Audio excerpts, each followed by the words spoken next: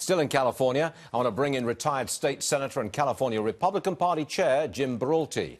Jim, this just came to us from the president. It's a tweet, and it's about California. I'm going to read it for our viewers.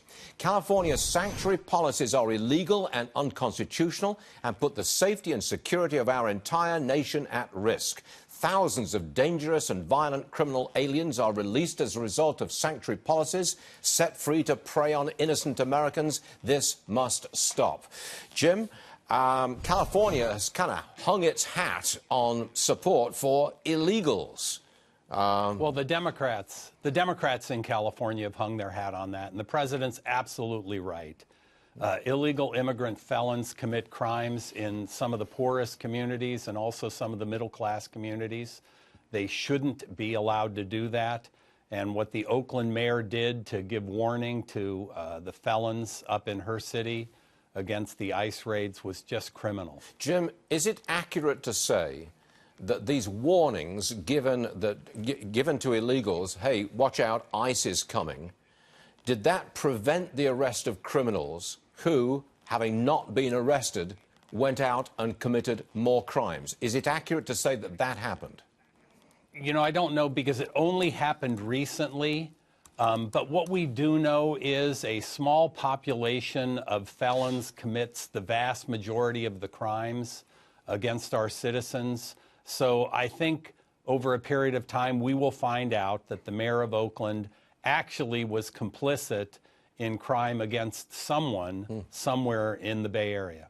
Is it possible that the president's visit will stimulate a deal? The deal being, we'll build the wall, and in return, what, 1.8 million DACA people can stay. Can you see that kind of deal emerging? Well, the president has proposed that. And, you know, my Democrat friends seem to have gotten amnesia when it comes to border security. Barack Obama, when he was a member of the U.S. Senate, voted to fund a wall. Chuck Schumer, as a member of the U.S. Senate, voted to fund a wall. Border security is unbelievably important. If you don't have borders, you're not really a nation.